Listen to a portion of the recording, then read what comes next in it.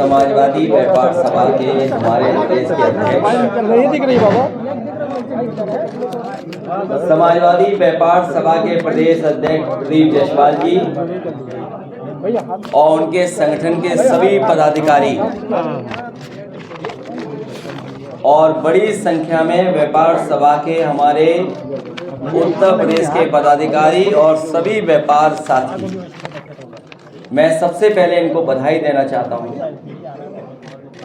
कि जहाँ चुनाव बिल्कुल सामने आ गया है उस समय संगठन की बैठक हो रही है और इन सभी साथियों ने जिम्मेदारी भी ले ली है कि अपने बाजार, अपने कस्बे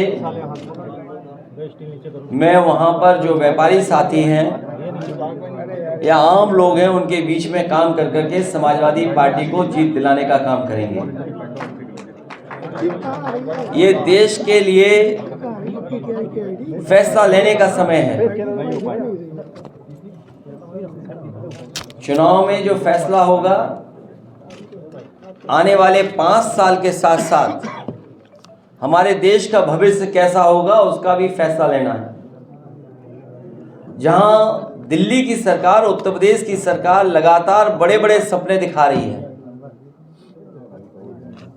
कितने ट्रिलियन की इकोनॉमी होगी, कितने ट्रिलियन डॉलर की अर्थव्यवस्था होगी, उसको लेकर के बड़े बड़े सपने दिखाए जा रहे हैं, लेकिन बिना व्यापारियों का साथ लिए, बिना व्यापारियों के सहयोग के ये जो बड़ा लक्ष्य रखा गया है वो कभी पूरा नहीं हो सकता है।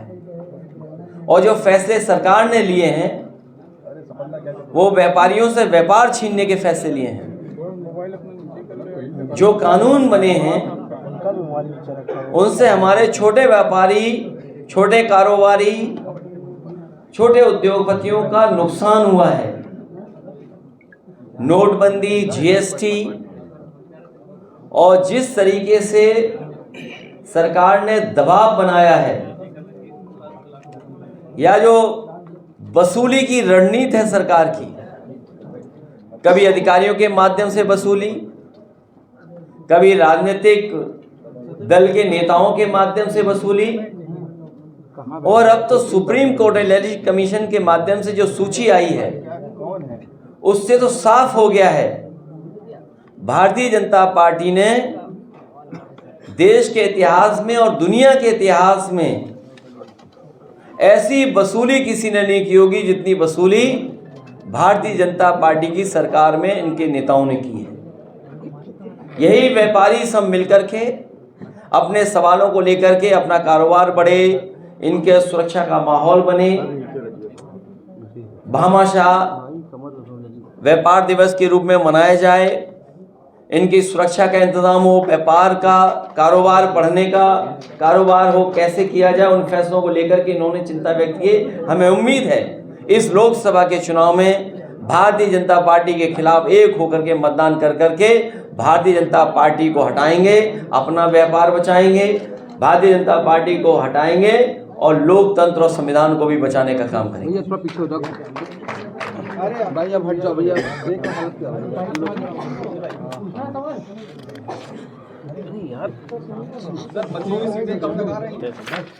बहुत जल्दी आ जाएंगी और साथ ही साथ इन व्यापारी साथियों को सुविधाएं मिलें, उनका जो ज्ञापन है, उनके जो बिंदु हैं मैं आप तक पहुंचा दूंगा प्रेस नोट के माध्यम से। पीडीएफ मेरे पास है। क्या पूछ रहे हो? हम तो चुनाव जहां से लड़े, लेकिन ये व्यापारी साथी सब मिलकर के हराएंगे और इनका भी फार्मूला है। जिस तरह उत्तर प्रदेश के नौजवानों ने समाजवादियों का फार्मूला समझ लिया है, अभी भी लगातार सरकार कैंसिल कर रही है अपनी नौकरियां। सुनने में आ रहा है कि जो भर्तियां हैं वो कैंसिल कर दी है सरकार ने, और 60 लाख का जो गणित मैंने बताया है उसका जवाब सरकार के पास नहीं है। उत्तर प्रदेश में लगभग परीक्षा जो नहीं दे पाए हैं या पेपर लीक के माध्यम से जिन नौजवानों का भविष्य अंधकार में चला गया। ऐसे 60 लाख लोग हैं नौजवान। अगर 60 लाख बच्चों का ही हम भविष्य की चिंता करें और यही इनके परिवार अगर इनके खिलाफ हो गए तो भारतीय जनता पार्टी का उत्तर प्रदेश से सफाया हो जाएगा। उत्तर प्रदेश से हटने का मतलब देश से हटने का काम होगा। 60 लाख बच्चों के अगर परिवार के 2 सदस्यों को ही जोड़ लें, माँ बाप को, 3 गुना 60 लाख 1 करोड़ 80 लाख, और 1 करोड़ 80 लाख का अगर हम भाग दे दें 80 लोकसभा से, तो हर लोकसभा में भारतीय जनता पार्टी का 2,25,000 वोट कम हुआ है। सोचिए, अगर यही नौजवान और उनके परिवार के सदस्य भारतीय जनता पार्टी के खिलाफ खड़े हो जाएंगे तो उत्तर प्रदेश से भारतीय जनता पार्टी का सफाया होना निश्चित है। इस काम को आगे बढ़ाने का काम समाजवादी लोग करेंगे। और जो चंदा के नाम पे वसूली हुई है, अब तो साफ हो गया है। ईडी, सीबीआई, इनकम टैक्स भेजिए, बाद में पैकेज ले लीजिए, ईडी, सीबीआई, इनकम टैक्स घर वापस चली जाएगी। अब तो अखबारों ने भी लिख दिया, सूची लिख दी कि किसके यहां कब ईडी, सीबीआई पहुंची, पैसा मिल गया, चंदा मिल गया और वो जांच खत्म हो गई। ऐसी वसूली शायद दुनिया में किसी लोकतंत्र देश में नहीं होगी जैसी भारतीय जनता पार्टी ने करके दिखाई है। इसका जवाब भारतीय जनता पार्टी के पास नहीं है। ना भर्ती का जवाब है, ना वसूली का जवाब है। ये जो नौकरियां खोई हैं नौजवानों ने, जो रोजगार खोए हैं नौजवानों ने, जो व्यापार खत्म हो गया, हम उससे सहमत हैं टेक्नोलॉजी से, लेकिन कारोबारियों का कारोबार छिन जाए, भविष्य क्या होगा 10 साल बाद, हमें उस बात की चिंता करनी है। हमें ऑनलाइन, डिजिटल, इससे कोई शिकायत नहीं है, लेकिन हमारे छोटे कारोबारी का खत्म हो जाए, सब खत्म हो जाए। आप बड़े बड़े उद्योगपतियों का तो पैसा माफ कर रहे हैं, 15 लाख करोड़ रुपए माफ किया आपने, लेकिन अगर हमारा छोटा व्यापारी, छोटा कारोबारी अगर 10 लाख का भी लोन लेना चाहे तो क्या फ्री इंटरेस्ट के साथ है, क्या बिना कर्ज के साथ है क्या कोई? आप 15 लाख करोड़ तो माफ कर रहे हैं, लेकिन छोटे कारोबारियों के लिए क्या सुविधा है आपके पास? और समाजवादियों का हमेशा मानना रहा है, जब हमारा किसान खुशहाल होगा तो हमारा व्यापारी भी खुशहाल होगा। समाजवादी लोग उसी दिशा में काम कर करके अपने किसान को खुशहाल करेंगे और व्यापारियों को सुरक्षा और सम्मान दिलाने का काम समाजवादी लोग करेंगे। होटल लिस्ट में नाम बहुत काटे जा रहे हैं, इसको आगे व्यवस्था मानते हैं या भ्रष्टाचार, क्या कहेंगे? इसको वसूली मानते हैं हम, डरा करके वसूली मानते हैं, वसूली। क्या सोचिए आप, बीजेपी वाले क्या इसका जवाब देंगे? किस मुंह से जवाब देंगे बीजेपी के लोग? ये जो दूसरे लोगों पर ईडी, सीबीआई से अपमानित करते थे, जिन्हें बदनाम करने के लिए एजेंसियों से भेजने का काम करते थे, आज तो बात खुल गई ना, पोल खुल गई। क्या पोल खुल गई क्या नहीं खुल गई? हमारे पत्रकार साथी सब जानते हैं कि पोल खुल गई। ऐसी पोल तो कभी नहीं खुली थी कि सूची आ गई है किससे कितनी वसूली हुई। सोचो, जिसने हजारों करोड़ रुपए दिए उसकी ऑफिस में दरवाजे तक नहीं, उनके पते ही नहीं है, बताओ, और पैसा आ गया। भाई, हर पार्टी को इलेक्शन कमीशन या हमारा एक्ट कहता है, नियम कहते हैं कि चंदा ले सकते हैं, लेकिन वसूली के थोड़े लिए कानून बना है। सर, इस पूरे मामले आप वसूली करवा रहे हैं, सोचिए आप। सर, इस पूरे मामले का ईडी, सीबीआई जांच हो सकती है क्या? आप मांग करेंगे क्या इस पूरे चंदे की, जो आप जिसको वसूली बता रहे हैं? अब जो कुछ करेगी जनता करेगी। ईडी, सीबीआई, इनकम टैक्स से बड़ी हमारी जनता है। ये जनता ही बचाएगी लोकतंत्र को। ये हमारे व्यापार सभा के लोग बैठे हैं, यही बचाएंगे हमें, यही लोकतंत्र को बचाएंगे, यही संविधान को बचाएंगे। किस नियम में लिखा है कि आप वसूली कर लें? वोटर लिस्ट को लेकर के बड़ा मामला सामने आया। अरे, वोटर लिस्ट तो है ही, उसके लिए लड़ाई लड़ते रहेंगे, लेकिन ये वसूली देखिए आप। ये कौन नहीं जानता कि वोटर लिस्ट में क्या करती है सरकार? कई बार शिकायतें की, हमारे पास शिकायतें हैं, हमने शिकायतें की हैं, और हम तो समाजवादी लोग वो लोग हैं जिन्होंने 18,000 एक नहीं, 2 वोट नहीं, 3 नहीं, 4 नहीं, 5 नहीं, 18,000 वोट वो दिए जो डिलीटेड थे, जो कभी जिंदा थे, जिन्होंने वोट डाले थे। सरकार ने जानबूझ करके समाजवादियों के वोट डिलीट कराए। 18,000 के वोटों की हमने सूची दी। अगर एक पे भी कार्रवाई की हो तो बता दीजिए आप। विद एफिडेविट दिया हम लोगों ने, विद एफिडेविट वो लिस्ट दी हमने। तो ये तो हमारे कार्यकर्ता और नेताओं को सतर्क रहना पड़ेगा और सावधान रहना पड़ेगा। इसलिए हो सकता है संविधान सेना, संविधान प्रहरी, संविधान रक्षक, इस तरह का हम अपने संगठन के लोगों को जिम्मेदारी दें।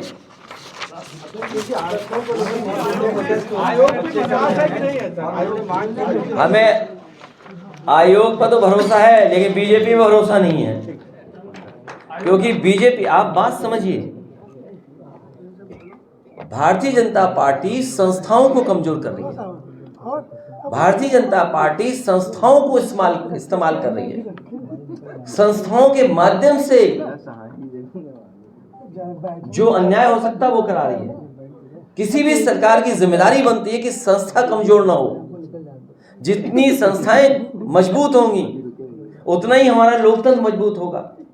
लेकिन भारतीय जनता पार्टी लोकतंत्र के बहाने संस्थाओं को कमजोर कर रही है, और जब संस्थाएं कमजोर होंगी तो लोकतंत्र कमजोर हो जाएगा। आप देखिए, समाजवादियों ने 18,000 ऐसे लोग जो डिलीट कर दिए गए थे, डिलीटेड सूची में डाल दिया था उनका वोट, एफिडेविट के साथ दिया कि हाँ वो जिंदा है, उन्होंने वोट डाला था। इलेक्शन कमीशन ने एक भी आरोप पे कार्रवाई नहीं की।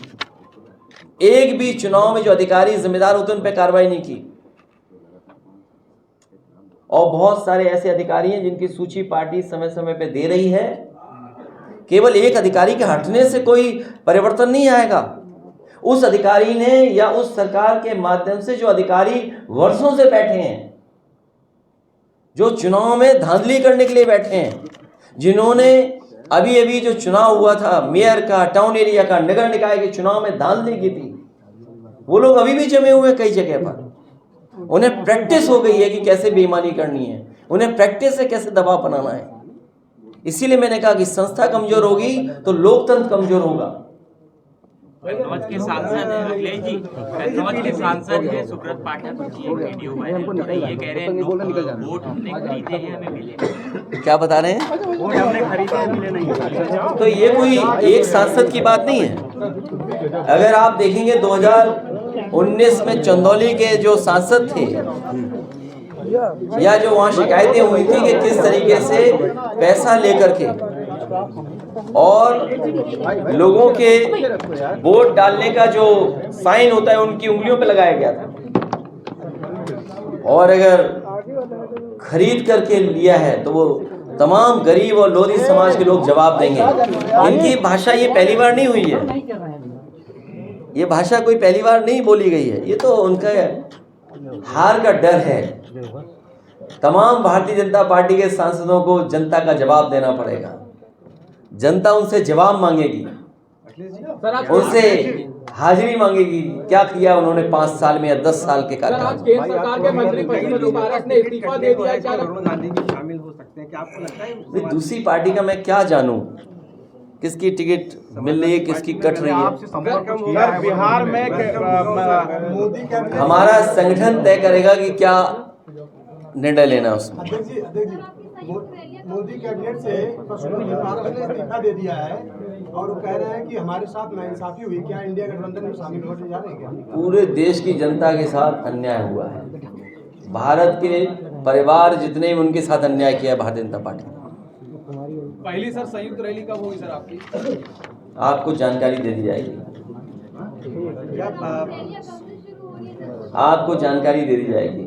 सर राहुल गांधी के बयान काफी वायरल हो रहा है, जो शक्ति पे जो कमेंट किया, उसमें प्रधानमंत्री ने जवाब दिया कि अब यही शक्ति जवाब देंगी, क्या कहेंगे सर? देखिए, भारतीय जनता पार्टी से ज्यादा स्मार्ट कोई नहीं है। जिन्होंने किसी की गारंटी नहीं दी भारतीय जनता पार्टी ने, उनका प्रचार गारंटी हो गया। भाई पैसा है उनके पास, आप YouTube खोलो गारंटी। वो गारंटी नहीं है, असल में वो घंटी है। पहले जुमला था, अब गारंटी है। न जुमले में काम पूरे हुए न गारंटी में काम पूरे होने। अगर ये गारंटी थी तो गारंटी इस बात की भी तो थी कि 60 लाख बच्चों का अगर पेपर लिखा जाएगा, देने के लिए आएंगे तो पेपर लीक नहीं होगा। इनकी सरकार में एक ही गारंटी है कि नौकरी नहीं मिलेगी आपको, एक ही गारंटी है सरकारी संस्थाएं बिक जाएंगी। कोई जवाब है इस गारंटी का उनके पास? तो इसलिए गारंटी को घंटी मानिए आप, जिससे कभी कोरोना भगाया गया था। सर 69,000 शिक्षक बहुत दिनों से प्रदर्शन कर रहे हैं, लेकिन वो उनका आप क्यों तय करते हो? और एक तरफ भाई हमारे पत्रकार साथी और कन्नौज से भी लड़ने की बात सामने आ रही है, दोनों चीजें। उत्तर प्रदेश में क्या देश में कोई भी कहीं लड़ सकता है? ये कोई बात हुई है? आपको चिंता नहीं होनी चाहिए। मतलब आपके इसके माध्यम से, मतलब आपको कहूँ तो वो विपक्ष के लोग, ये विपक्षी लोगों को बहुत चिंता है कौन कहाँ लड़ेगा। अरे भाई ठीक है ना, अपनी सूची जारी करिए, हमें भी सूची जारी करने दो। अभी तो इन्हें सांसद जो लोग हैं उन्हें जवाब जनता का देना पड़ेगा।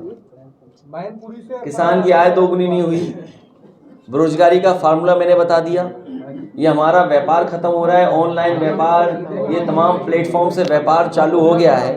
ये छोटे दुकानदार कारोबारी सब चले जाएंगे, घर बैठेंगे कुछ दिनों बाद, या ये भी डिलीवरी बॉय बन जाएंगे। देखेगा हमारे व्यापार करने वाले लोग, ये कारोबार नहीं लिखा तो डिलीवरी बॉय ना बन जाए इनके लोग। आप सोचिए ऑनलाइन कारोबार कितना बढ़ गया है। आप जो बड़ी बड़ी कंपनियां हैं उनका अनुमान लगाइए ना। आप घर बैठे सामान मंगा रहे, अच्छी बात है, ये कोई खराब बात नहीं है। लेकिन सरकार हमारे छोटे दुकानदार और ट्रेडिशनल जो कारोबारी थे उनके लिए क्या सुविधा दे रहे हैं? भाई इनको भी प्लेटफॉर्म मिले जहां ये अपना व्यापार कारोबार कर सकें। तो अगर बड़े सपने आप देख रहे हैं तो हमारे बिना छोटे कारोबारियों के, छोटे उद्योगपति, छोटे उद्योग चलाने वालों का साथ लिए कैसे पूरा होगा? अध्यक्ष जी, बसपा के 10 सांसद में से 5 छोड़ के चले गए, क्या कहेंगे? वो तो गठबंधन के जीते हुए थे, वो हमारे वोट से भी तो जीते थे।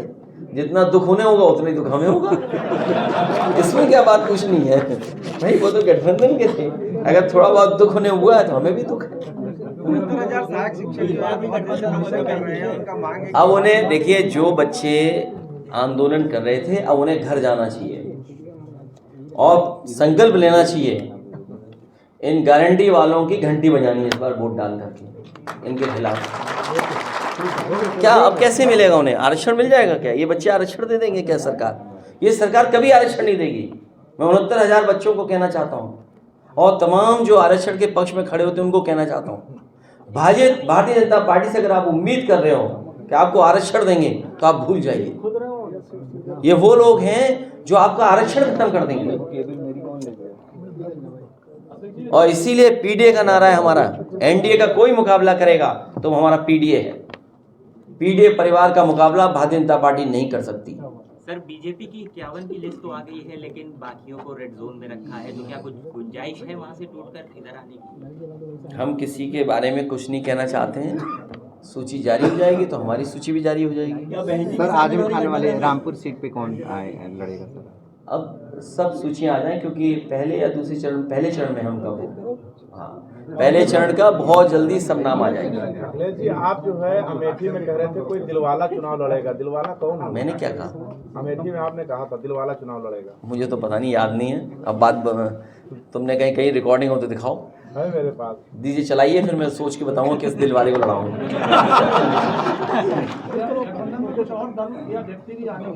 क्या सॉरी, क्या कह रहे हैं? क्या गठबंधन में बसपा आने की उम्मीद है क्या? राजन आने की उम्मीद है। सुना जा रहा है कि स्वामी प्रसाद मौर्य भी आपसे संपर्क कर रहे हैं। वो हमारी पार्टी कब छोड़ गए? नहीं, हमारी पार्टी कब छोड़ गए? छोड़ गए? नहीं, मुझे नहीं पता। नहीं, मुझे पता नहीं, अभी मेरी जानकारी में नहीं है। नहीं, मेरी जानकारी में नहीं।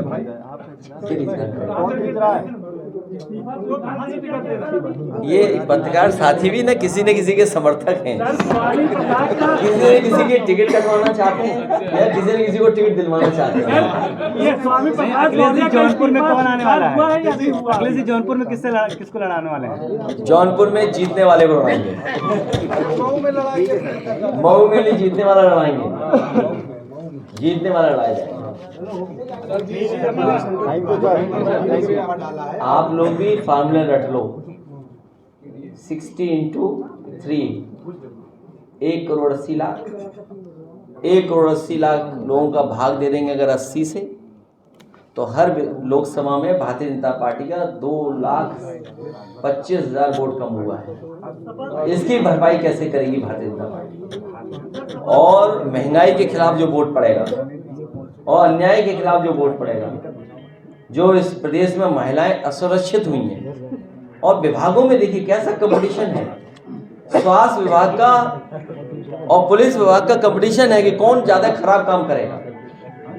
अभी तक तो हम लोगों ने कंपटीशन ऐसे देखे कि अच्छा काम कौन करेगा, लेकिन पहली बार उत्तर प्रदेश में देखने को मिल रहा है कि स्वास्थ्य विभाग और पुलिस विभाग में ये कंपटीशन है कौन ज्यादा खराब काम करेगा। दवाइयाँ नहीं, इलाज नहीं, स्वास्थ्य के लिए गरीब कहाँ जाए? अस्पतालों में कुछ नहीं इंतजाम कर पा रही सरकार, और कहीं न्याय नहीं मिल रहा। पुलिस अपना दूसरा काम कर रही है। कोई हमारा विजन डॉक्यूमेंट आएगा, बहुत जल्दी हम विजन डॉक्यूमेंट देंगे जिसमें किसानों का कर्ज माफ हो, नौजवानों को नौकरी रोजगार मिले, और जिस तरीके से समाजवादी लोगों ने इंफ्रास्ट्रक्चर पे काम किया है वो एग्जाम्पलरी काम है। वो आप लोग भी बेहतर समझते हैं। जो समाजवादी पार्टी ने उत्तर प्रदेश में इंफ्रास्ट्रक्चर में काम किया है वो देश के लिए उदाहरण बना। चाहे वो लंबी ट्रांसमिशन लाइंस हो, चाहे पावर की जनरेशन में काम हुआ हो, चाहे एग्रीकल्चर सेक्टर में जो मंडियां जगह जगह बनाने का काम हुआ था जिससे किसानों को सुविधा मिल सके, चाहे वो आपकी डायल 100, चाहे आपका स्वास्थ्य के लिए जो एम्बुलेंस सर्विस दी गई थी, और चाहे ये एक्सप्रेस वे, ये तमाम वो एग्जाम्पलरी काम हैं जो समाजवादियों ने करके दिखाए थे। आप देख लीजिए, कहीं भी अगर इससे बेहतर काम हुए तो बता दीजिए आप। सर, झारखंड के मुख्यमंत्री रहे हेमंत सोरेन जी की जो सिस्टर इन लॉ है उन्होंने अभी बीजेपी ज्वाइन कर ली है, तो वहाँ पे भी ईडी सीबीआई पहले गई थी। बीजेपी नेताओं को तो ज्वाइन करा सकती है, लेकिन जनता को ज्वाइन नहीं करा सकती। मैं बहुत सारे लीडर्स को जानता हूं जो भारतीय जनता पार्टी के शामिल हुए हैं। वो पहले मिलकर के कह करके आए कि भारतीय जनता पार्टी का दबाव है। मैं आपके सामने 2 एग्जांपल, उसके बाद प्रेस खत्म, उसके बाद आप जा सकते हैं। 2 सवाल, हाँ फिर गाना। पहला, अमेठी की हमारी विधायिका वो खुद आई हमारे पास और उन्होंने कहा कि उनकी मुख्यमंत्री जी से मुलाकात हुई है और उन्होंने भरोसा दिलाया कि उनके साथ अन्याय नहीं होगा, इसलिए हम आपके साथ वोट नहीं दे सकते हैं, हमें माफ कर दीजिए। मैंने उनसे कहा कि अगर अन्याय रोक रहे हैं मुख्यमंत्री जी तो जहां मुख्यमंत्री जी कहें वहां वोट दे देना। और जब राज्यसभा का चुनाव हुआ तो आपने वो बात देखी होगी। अभी कुछ दिन पहले एक नेता हमारे पास आए, उन्होंने कहा कि दिल्ली के एक बहुत बड़े भारतीय जनता पार्टी के कैबिनेट स्तर के मंत्री, उनके पीए के माध्यम से मुझे फोन आ रहा है और 15 दिन से भारतीय जनता पार्टी के लोग मुझ पर दबाव बना रहे हैं, मैं सो नहीं पा रहा हूं, मुझे डराया जा रहा है इनकम टैक्स, ईडी और सीबीआई से, मैं मजबूरी में जा रहा हूं भारतीय जनता पार्टी में। और बात मैं पुरानी बता दूं एक और आपको, ये आप नाम ढूंढिए, ये हर बात मैं ही बता दूंगा, किसी आदमी को सीक्रेट तो रखो। तुम ये नहीं पूछ रहे कौन है, तुम ये क्यों नहीं पूछ रहे हो कि दिल्ली से कहां से फोन आ रहा था, या मैंने मुख्यमंत्री जी का बोला कि नहीं बोला? मैंने कहा कि मुख्यमंत्री जी खुद मिले थे अमेठी की विधायिका से, आपको भी पता है। बहुत धन्यवाद आपका। और उन्होंने आश्वासन दिया था कि अन्याय नहीं होगा, और दूसरे दिन ईडी पहुंची नहीं पहुंची। सोचिए आप, और हम बता दें आपको, खुल के बता दें, जो राज्यसभा चुने गए, जब वो समाजवादी पार्टी में राज्यसभा के मेंबर थे, उन्होंने कहा दिल्ली में होम मिनिस्टर जी से कह दो तो हमारे साथ अन्याय नहीं होगा, और नहीं तो हमें आपकी पार्टी छोड़नी पड़ेगी।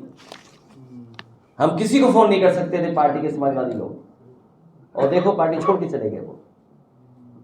तो इसलिए दिल्ली से लेकर के लखनऊ इस प्रयास में लगा है कि डराया और धमकाया जाए लोगों को। ये जो पैसे लिए गए हैं इलेक्ट्रल बॉन्ड्स को लेकर के, क्या ये वसूली नहीं थी? क्या डरा धमका के लोगों से पैसा नहीं लिया गया? क्या उद्योगपतियों से पैसा नहीं लिया गया? क्या यही लोकतंत्र है? यही बाबा साहब भीमराव अम्बेडकर का लोकतंत्र है? यही संविधान है क्या, जिसके तहत हर एक को न्याय मिलेगा, आज़ादी मिलेगी? सोचिए कहाँ देश को पहुंचा दिया। और मैं आज कह रहा हूं प्रेस के साथियों के सामने, ये चुनाव अगर आप चूक गए तो जनता तो वोट नहीं डाल पाएगी और आप लोग सच नहीं दिखा पाओगे।